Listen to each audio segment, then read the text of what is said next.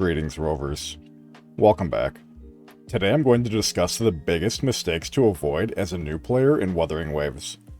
Just a reminder, I'm currently running a $100 giveaway to one lucky subscriber, ending on May 22nd with the release of Wuthering Waves. Click that subscribe button to be entered. It's that easy, and good luck. Please note, all the information I'm presenting you today is from the closed beta test and is subject to change. Ignoring exploration. First and foremost, the exploration of the world of Soul 3 is going to be incredibly important for late game, and when you are focusing on side quests and doing various endgame activities. Spending your early game focusing on exploring the map and gathering waypoints is going to be extremely crucial during the endgame, when you will be regularly needing to travel to various ends of the map for different activities. Knocking this out ahead of time, or during periods when you're burnt out of the story or farming, is going to be key to your long-term enjoyment. Ignoring puzzles and minigames. While you are out exploring and gathering your waypoints, you should be doing every single puzzle, chest event, monster kill, and Sealy.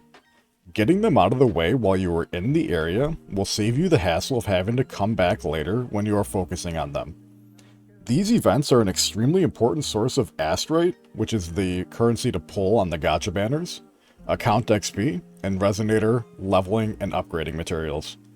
The only reason to avoid doing this is if you plan on following a guide later on with all of the events listed.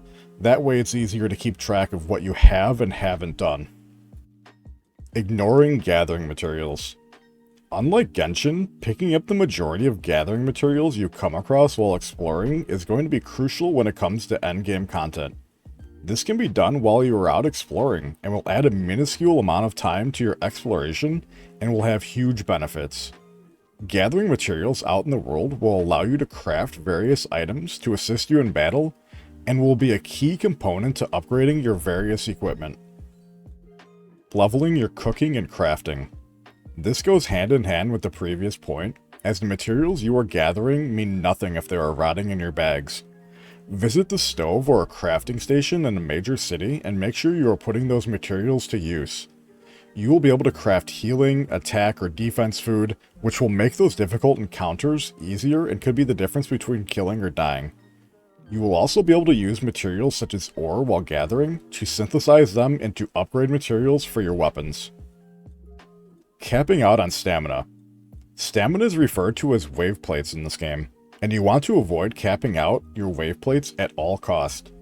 6 real-life minutes is the equivalent of 1 wave plate, so while you are capped on stamina, every 6 minutes you will be wasting out on 1 energy. The stamina cap is extremely high at 240, and that just gives even more of a reason to avoid capping out due to the long amount of time it takes to go from 0 to 240. Capping out means you are missing out on potential rewards down the line. Avoid leveling characters you won't use. While this is mainly a beginner problem, as long term we should have more materials than we know what to do with. You should identify your team relatively quickly within your tenure to Wuthering Waves, and avoid pumping experience materials into characters you won't use. We will be limited in certain materials early game, and there's nothing worse than pulling a resonator you were excited for and not having the materials to level them up. This also goes for materials for leveling up your specific echoes and your specific weapons. Redeem your Union level packs. Starting at level 20, every 10 levels when you navigate to your shop, there will be an area to claim the Union level pack, which will provide a ton of helpful materials such as credits, leveling materials, and banner pulls. This will be extremely easy to overlook, as in the closed beta test, there was no notification that you have a new Union level pack waiting for you, so you would have to navigate there on your own to find it. Upgrading your skills. Many players will often forget, especially with the sheer amount of new things that are in this game, and the various different names that they're throwing at you, to going back to your basics and leveling up your skills on the resonators you are using. Do not level the skills of resonators you are not using, as you will simply be wasting materials. This is something you can do further down the line as the game progresses, but doing it early will just be a waste of materials. Depending on your character, the order of importance will matter, as different characters will have various scalings on their attacks, skills, liberation, and ultimates. You should be investing in characters you plan on using long term. If you think you're going to replace a character soon, you should probably stop investing materials into them, as it'll ultimately just be a waste. Your weapons. Each character has their own specific weapon type. Early on, identify which character will be your main DPS and which will be your sub DPS. The main DPS is the character you will want to make sure you are focusing on getting the best weapon.